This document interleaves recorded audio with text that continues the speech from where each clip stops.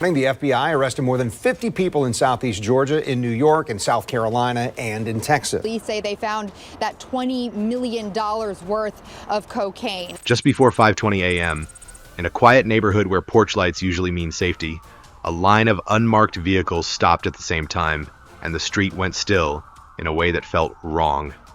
Federal agents moved fast and in control, cutting off exits, taking positions, and turning one normal home into a sealed-off scene.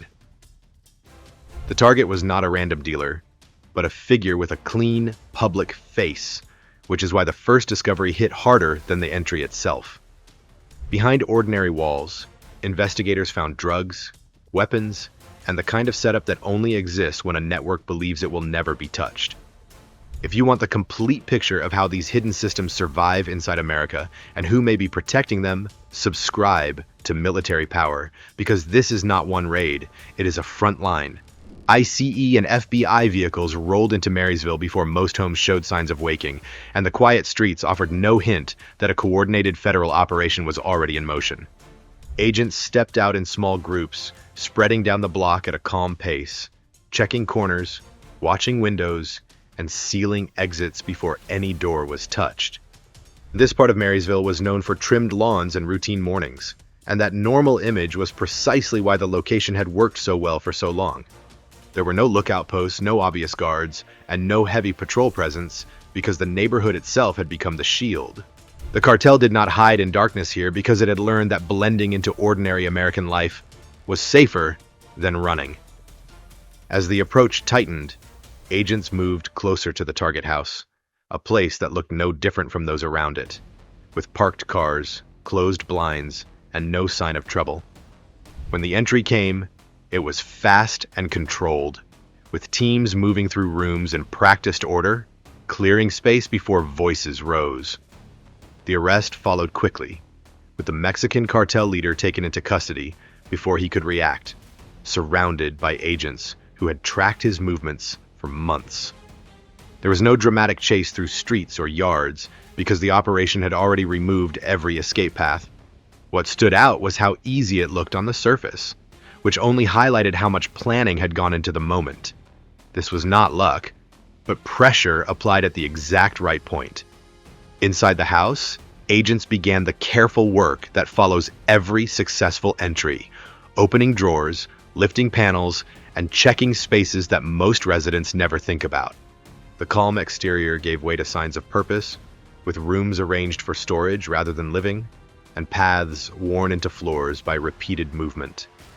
Cash appeared first, bundled and counted, totaling $155,000, ready to move and already separated from any trace of daily spending.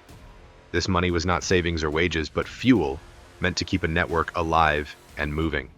Each stack confirmed that this address was not a side operation, but a node with responsibility. Marysville itself played a silent role in the cartel's success, as its quiet routine lowered suspicion and reduced attention. Fewer patrols and a slower rhythm allowed activity to continue without pressure, and neighbors had little reason to question what they could not see. The cartel understood this environment and used it, choosing comfort over fear and patience over speed. By placing leadership and storage in such an area, it avoided the risks that come with crowded urban centers. The result was a system that felt secure enough to grow without drawing focus. As agents worked deeper into the house, the scale of the operation became clearer, with packages stacked and sealed in ways that spoke of experience and planning.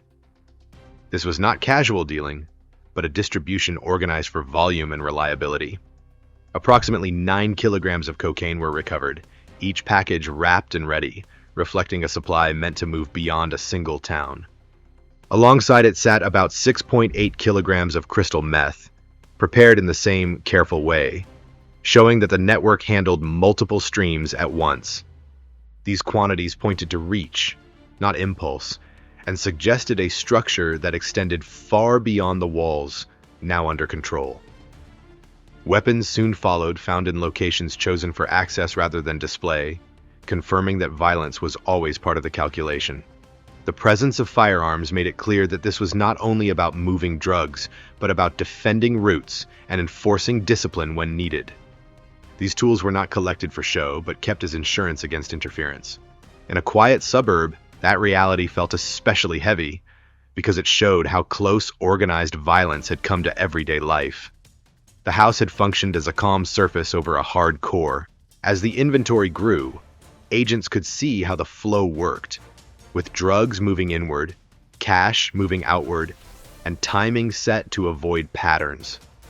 The money recovered was already marked for transfer, reinforcing the link back to Mexico and the larger cartel structure that depended on these returns. Every dollar represented trust within the organization and proof that the system was functioning. This was not a temporary stash, but part of a steady rhythm that had likely run undisturbed. The operation had relied on silence more than speed. Agents moved methodically from room to room, calling out clear signals as each space was secured, and the sound of boots on flooring echoed in the early morning stillness. Closets were opened, appliances checked, and walls tapped for hidden compartments, with each action slow and deliberate. Bags were lifted, weighed, and tagged, while tables were turned into temporary sorting and recording stations. Outside, the street remained quiet, with neighbors unaware that a federal seizure was unfolding around them in real time. This careful pace was intentional because rushing would risk missing details that define how a network survives and adapts under pressure. Each step peeled back a layer of routine that had protected the operation for years. The arrest in Marysville did more than remove one leader because it exposed a method that had become common across the country. Cartels no longer needed a loud presence or visible control because they could operate within normal spaces without challenge. By choosing neighborhoods like this, they reduced risk and increased longevity. The strategy worked until investigators were able to map behavior over time and strike with coordination. The calm of the suburb had been both a cover and a weakness. With the house secured and evidence logged, the picture of a significant distribution center was complete, raising a larger question. How could such a system function and remain operational without interruption? If drugs, weapons, and large sums of cash could sit quietly among family homes, then the issue would reach beyond one arrest. Who allowed this environment to remain untouched, and what failures made it possible for a cartel network to feel safe enough to build here? The answer to that question begins with the discovery that this house was not a home at all, but a hub designed for scale, which leads directly into the forces and connections that kept it running for so long. The network survived because silence wrapped around it like armor, and that protection did not appear overnight. In the summer of 2025, the first quiet movements began, with investigators choosing patience over speed and observation over force. Agents did not rush doors or flash badges, but watched patterns form across days and weeks. Vehicles appeared at certain hours. Phones lit up in short bursts, and packages followed routes that looked harmless until they were placed side by side. This slow watch marked the real beginning of a lengthy pursuit that stretched far beyond one town. As months passed, different agencies stepped into the same shadow, each bringing a piece that the others could not see on their own. Homeland Security investigations followed travel paths and shipping habits, while Border Patrol units traced border crossings that fed supply lines. DEA teams added knowledge of drug movement and pricing, reading small changes as signs of larger shifts. Federal prosecutors stayed close, shaping the legal frame while evidence grew. The work moved forward without noise, because noise would have warned the people they were trying to reach. The cartel continued to operate during this time, not because it felt bold, but because it felt safe. Activity crossed state lines with careful timing, moving loads through familiar roads and trusted stops. Drivers blended into traffic, storage sites rotated quietly, and money traveled in ways designed to leave no trail. From the outside, nothing appeared broken. and that false calm allowed the structure to hold. Every successful move reinforced the belief that no one was watching closely enough to act. During the investigation, the focus remained on mapping the whole picture rather than pursuing quick arrests. Agents built charts that showed connections between names, locations, and times, and those charts grew thicker with each month. Calls led to meetings, meetings led to transfers, and transfers pointed back to the exact core figures again and again. This was not a loose collection of deals, but a system with roles and rules. Taking one person too early would have only trimmed a branch, not reached the trunk. The pressure remained invisible, but it never stopped increasing. Surveillance teams shifted positions, analysts compared notes, and warrants waited for the right moment. The goal was control, not surprise alone, and control required understanding how the network reacted under stress. Minor disruptions tested responses, revealing who called whom and who stayed silent. Each reaction added another line to the map, tightening the net without letting it be seen.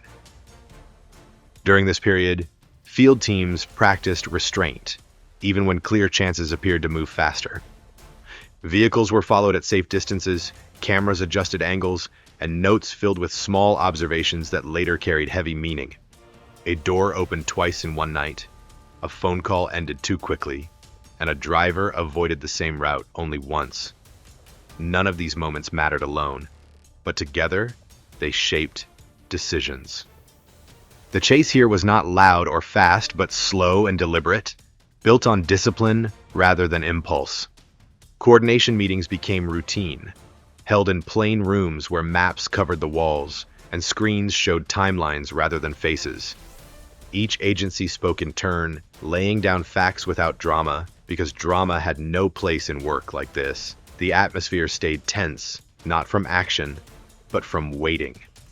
Everyone understood that one mistake could collapse months of effort. That shared awareness kept egos in check and focus sharp, allowing the investigation to hold its course. Why would a cartel keep expanding while under such watch, and why did fear never slow it down? The answer came into view as the investigation crossed a darker line, where protection did not come from skill alone. Cartel confidence rested on the knowledge that some warnings arrived early and some questions never came. The silence that guarded the network was not only social, but institutional, and that reality shifted the meaning of every delay. That truth sharpened the moment when news broke of a former DEA agent facing sentencing just one day before the Marysville raid. Years of service had hidden years of betrayal, and the damage reached far beyond one badge.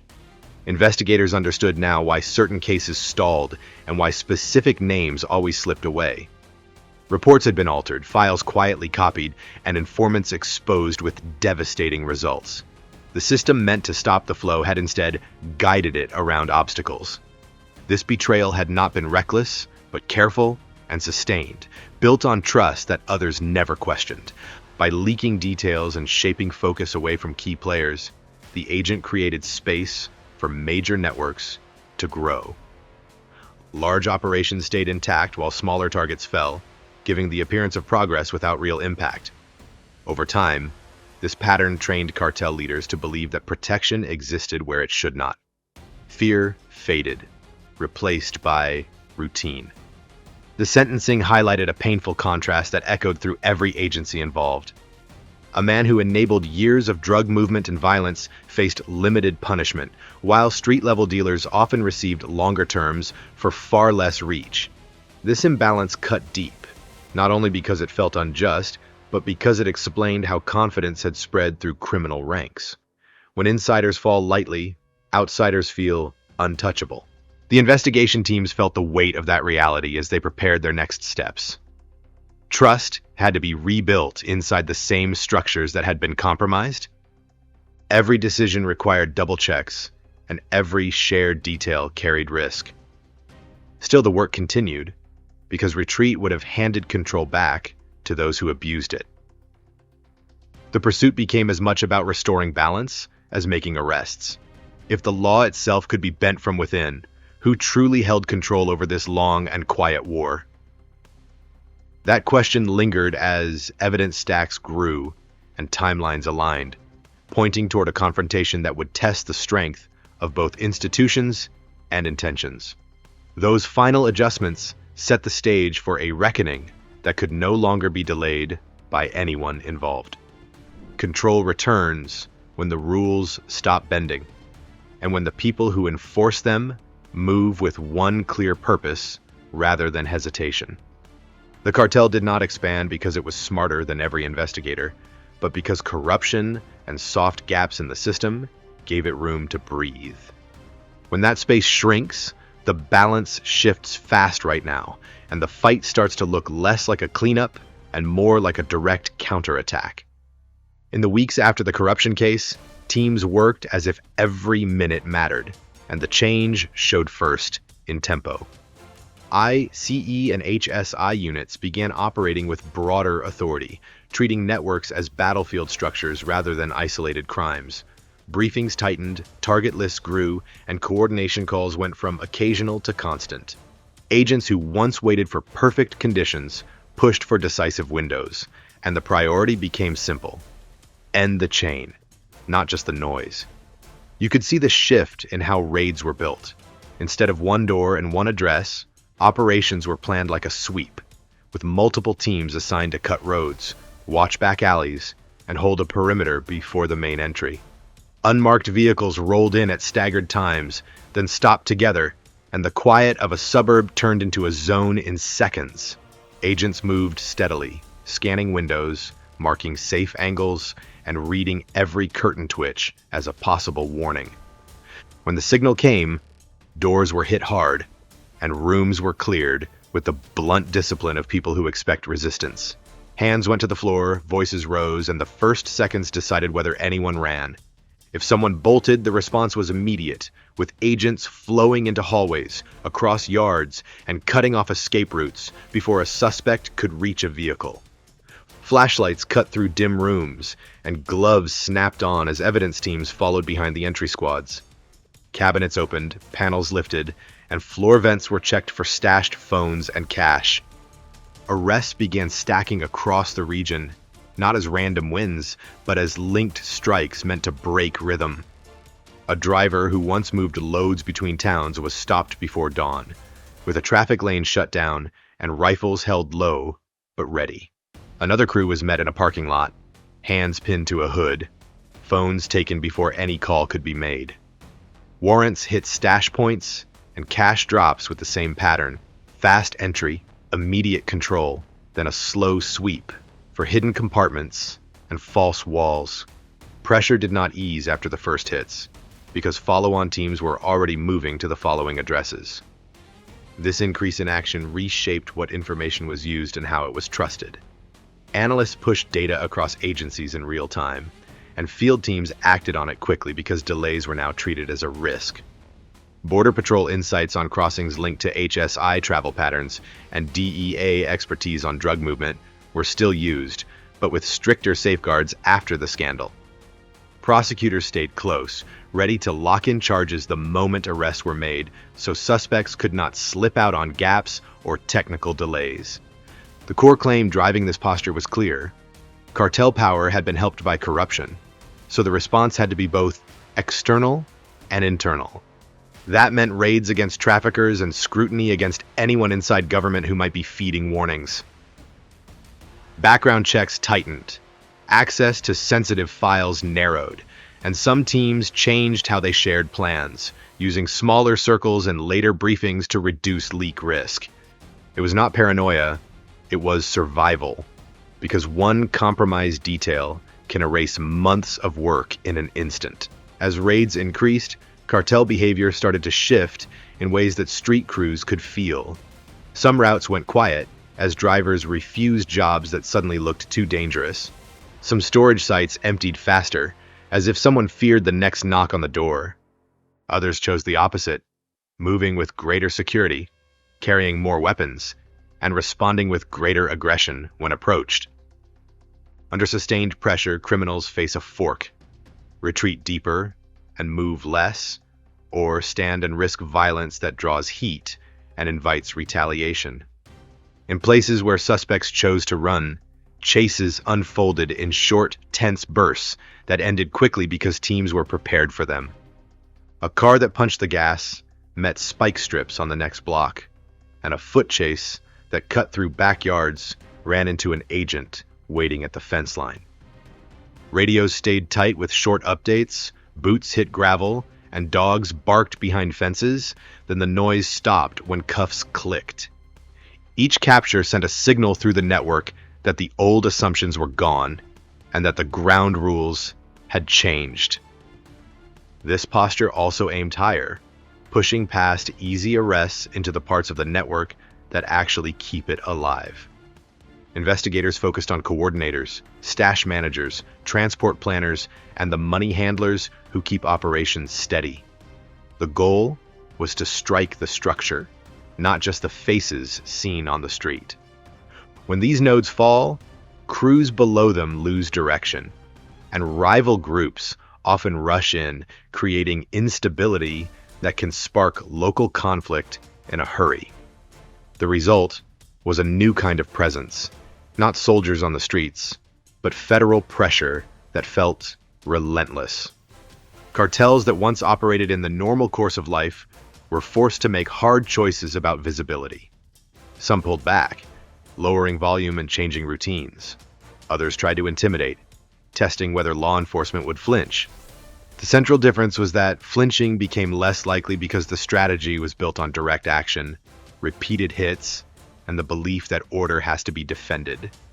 If this is the direction, then the next question becomes unavoidable.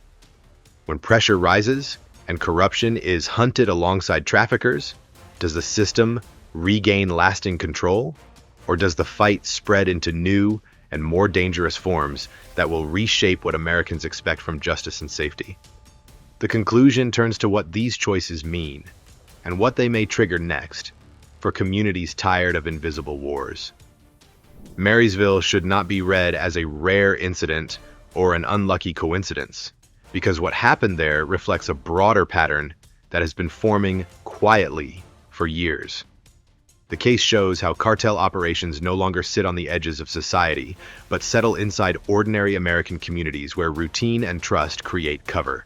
Houses that look normal, streets that feel safe, and neighbors who see nothing unusual can all become part of a system designed to move drugs, money, and power without drawing attention. This is why the shock is not only about what was found, but about where it was found and how long it remained untouched.